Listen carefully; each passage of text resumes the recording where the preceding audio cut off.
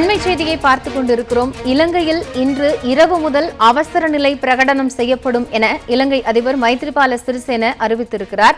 இலங்கையில் கிறிஸ்தவ தேவாலயங்கள், ஹோட்டல்கள் ஆகியவற்றில் அடுத்தடுத்து நிகழ்த்தப்பட்ட பயங்கரவாத தாக்குதலில் 290க்கும் மேற்பட்டோர் உயிரிழந்த நிலையில் தற்போது சிகிச்சை பெற்று வருபவர்களில் பலரின் நிலை கவலைக்கிடமாக இருப்பதாகவும் உயிரிழப்பு மேலும் அதிகரிக்கக்கூடும் என்றும் அஞ்சப்படுகிறது.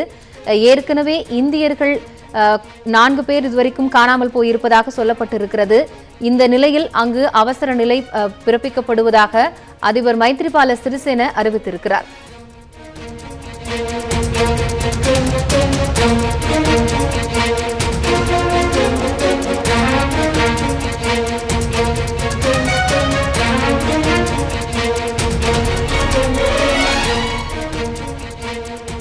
இதுகுறித்த கூடுதல் விவரங்களை வழங்குவதற்காக இலங்கையில் உள்ள நமது மூத்த செய்தியாளர் சுஜித் இணைகிறார். அவரிடம் பேசலாம். சுஜித், இன்று இரவு முதல் அவசர நிலை பிரகடனப்படுத்தப்படும் என்று அதிபர் மைத்ரிபால சிறிசேன அறிவித்திருக்கிறார். இதுகுறித்த விவரங்கள் என்ன? ஏற்கனவே இன்று ஊரடங்கு உத்தரவு பிறப்பிக்கப்படும் என்று சொல்லப்பட்டிருந்தது. இந்த நிலையில் அவசர நிலை பிரகடனப்படுத்தப்படுகிறது. தற்போதைய கள தகவல்கள் என்ன? இன்றைய தினம் முற்பகலில் ஜனாதிபதி மைத்ரிபால சிறிசேன தலைமையில் இலங்கை தேசிய பாதுகாப்பு சபை குழுவில் நேற்று தினம் இடம்பெற்ற குண்டுவெடிப்பு வெடிப்பு சம்பவங்கள் தொடர்பாக விரிவாக ஆராயப்பட்டுள்ளது. கொழும்பில் இடம்பெற்ற குண்டுவெடிப்பு சம்பவங்கள் தொடர்பில் இன்று காலை ஜனாதிபதி மைத்ரிபால சிறிசேன தலைமையில் கூடிய பாதுகாப்பு சபை விசேட கூட்டத்தின் போது இந்த அவசர நிலை பிரகடனப்படுத்துவதற்கான தீர்மானம் எட்டப்பட்டது. அதற்கமைய இன்று இரவு 8 மணி தொடக்கம் நாளை அதிகாலை 4 மணி வரை ஊரடங்கு சட்டம் அமல்படுத்துவதற்கான தீர்மானம் எடுக்கப்பட்டு அது தொடர்பான குறிப்புகளும் வெளியிடப்பட்டிருக்கின்றன. பிரதமர் ரணில் விக்ரமசிங்க, பாதுகாப்பு ராஜாங்க அமைச்சர் ருவான் விஜயவர்தன, உள்துறை தளபதியினர், பொலிஸ்மா அதிபர், அரச புலனாய்வு துறை தலைவர்கள் இதில் இந்த சந்திப்பின் போது கலந்து கொண்டார்கள். குறிப்பாக இந்த சந்திப்பின் போது முக்கியமான ஒரு விடயம் அமலப்படுத்தப்பட்டிருக்கிறது. அதாவது தற்கொலை தாக்குதலில் ஈடுபட்ட உறுப்பினர்கள் அனைவரும் இலங்கையை சேர்ந்தவர்கள் பெரும்பாலும் உறுதி செய்யப்பட்டிருப்பதாக இந்த இடத்தில் கூறப்பட்டது. அதே போல சிலரின் உடம்பில் மாஷா அல்லா என்று அரபை பற்றி குத்தப்பட்டது கண்டுபிடிக்கப்பட்டிருப்பதாகவும் தேசிய புலனாய்வு அதிகாரிகள் இந்த சந்திப்பின் போது தற்போது தகவல்களை பகிர்ந்திருக்கிறார்கள். எமட்டகோட பகுதியில் கைது செய்யப்பட்ட ஒரு வர்த்தக ஒருவர் அரசியல் கட்சி ஒன்றின் ஆதரவாளர் என்றும் கூறப்பட்டிருக்கிறது.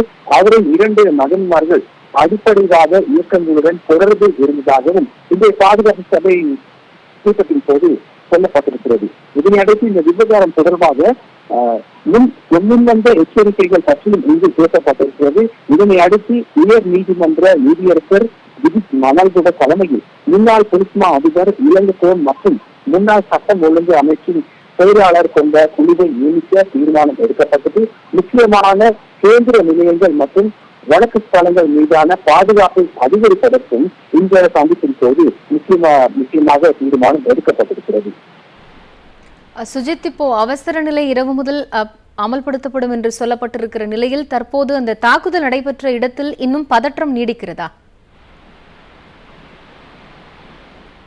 இப்பொழுது இந்த தாக்குதல்கள் இடம்பெற்ற அந்த 8 இடங்களிலும் சற்று பதற்றமான நிலைதான் ஏற்படுத்திய மக்களிடையே மக்களின் முகங்களில் அச்ச நிலை காணப்படுவது எங்களால் அவதானிக்கக்கூடியதாக இருக்கிறது. இவ்வாறாகிலும் முப்படையினர் மற்றும் போலீசார் அந்த பகுதிகளில் ஆயுதம் ஏந்திய போலீசாரும் முப்படையினரும் அந்த பகுதிகளில் தீவிர பாதுகாப்பில் ஈடுபடுத்தப்பட்டிருக்கிறார்கள். அதனால் எந்தவித அசம்பாவிதங்களும் இனியும் ஏற்காது என்று ஒரு நம்பிக்கை சிலரிடையே காணப்படுகிறது. குறிப்பாக மதஸ்தலங்கள் முன்பாக தாக்குதல் இடம்பெற்ற மற்றும் தாக்குதலுக்கு இலக்காத பல மதத்தலங்களுக்கு முன்பாகவும் பாதுகாப்புகள் அதிகரிக்கப்பட்டிருக்கின்றன. குறிப்பாக கொழும்பில் உள்ள வெளிநாட்டு தூதரகங்களுக்கும் அதிக அளவு பாதுகாப்புகள் தற்சமயம் அதிகரிக்கப்பட்டிருக்கிறது என்பதை சுட்டிக்காட்ட விரும்புகிறோம்.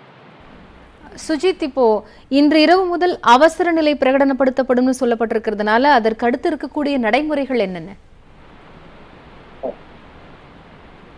அவசர கால நிலைமை கொண்டு வந்ததன் பிறகு அதிக அளவு வைத்தியசால வசதிகள் தரும். அதே போல பாதுகாப்புக்கு கூடிய அளவு பங்களிப்பு வழங்குவதற்காக போலீசார், முப்படையினர் மற்றும் விசேட அதிரடிப்படையினர் ஈடுபடுத்தப்படுவார்கள்.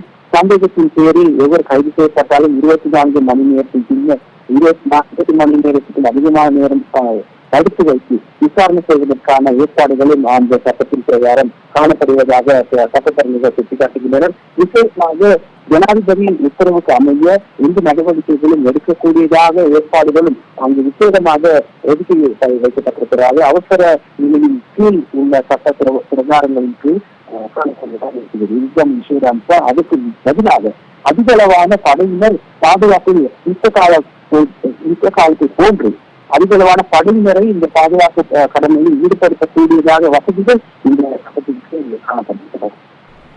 இந்த தாக்குதல் சம்பவம் தொடர்பாக இதுவரைக்கும் 24 பேரை சந்தேகத்தின் அடிப்படையில் கைது செய்திருப்பதாக காவல்துறை கூறியிருக்கிறார்கள். வேறு யார் மீதாவது சந்தேகம் இருக்கிறதா? இது தொடர்பான விசாரணை தற்போது எப்படி நடைபெற்று வருகிறது? விசாரணைகள் மும்முரமாக பல கோணங்களில் ஆரம்பிக்கப்பட்டிருக்கின்றன. குறிப்பாக ஜனாதிபதி சிறிசேனவால் நியமிக்கப்பட்ட குழு உட்பட 30 தேசிய புலனாய்வு பிரிவினராலும் போலீசாரும் இணைந்து இந்த விசாரணைகளை மும்முரமாக ஈடுபடுத்தி வருகிறார்கள். குறிப்பாக 27 பேர் கைது செய்யப்பட்டிருக்கிறார்கள். அதில் பெண்களும் சிலர் அடங்குகின்றனர். இந்த கைது செய்யப்பட்ட நபர்களுடைய அடையாளங்களை வெளிப்படுத்த போலீசார் மறுத்து வருகிறார்கள் என்றால் அவர்களுடைய விசாரணைகளுக்கு அது இடையூறாக காணப்படும் என்று சுட்டிக்காட்டி அவர்கள் தொடர்பான தகவல்களை வெளியிடுவதற்கு போலீசார் மறுத்துவதற்காக ஏனாலும் இந்த விசாரணைகள் முடிவு பெறும் போது இந்த தகவல்களை வெளியிடுவோம் என்று போலீஸ் ஊடக பேச்சாளர் தெரிவித்திருக்கின்றார். இதுல இந்தியர்கள் 7 பேரை காணவில்லை அப்படின்னு சொல்லப்பட்டிருக்கிறது. ஏற்கனவே 6 பேர் உயிரிழந்திருக்கிறார்கள். இப்ப சிகிச்சை பெற்று வருபவர்களில் இந்தியர்கள் யாரேனும் இருக்கிறார்களா? அவர்கள் பத்தின விவரங்கள் ஏதாவது தெரிய வந்திருக்கிறதா?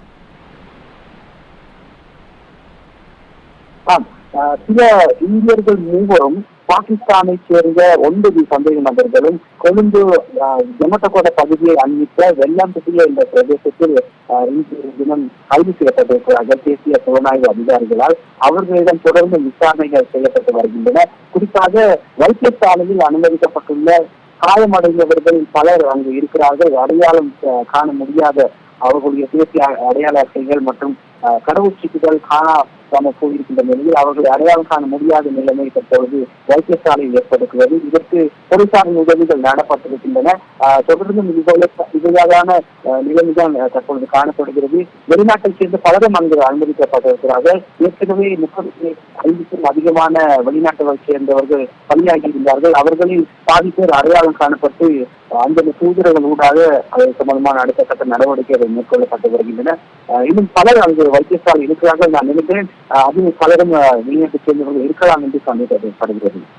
இறுதியாக ஒரு கேள்வி சுஜித், ஏற்கனவே இப்போ தொடர் வெடிகுண்டு வெடிப்பால் உயிரிழந்தவர்களுக்கும் அதனால் காயமடைந்தவர்களுக்கும் சிகிச்சை அளிப்பதற்காக கேரளாவிலிருந்து நிபுணர் குழுவை அனுப்புவது தொடர்பாக வெளியுறவுத்துறை அமைச்சகத்தோடு அது பேச்சுவார்த்தை நடைபெற்று வருகிறது மாநில அரசு தரப்பிலிருந்து. அதுபோன்று மற்ற நாடுகள் தரப்பிலிருந்து என்னென்ன உதவிகள் இதுவரை செய்யப்பட்டு வருகின்றன?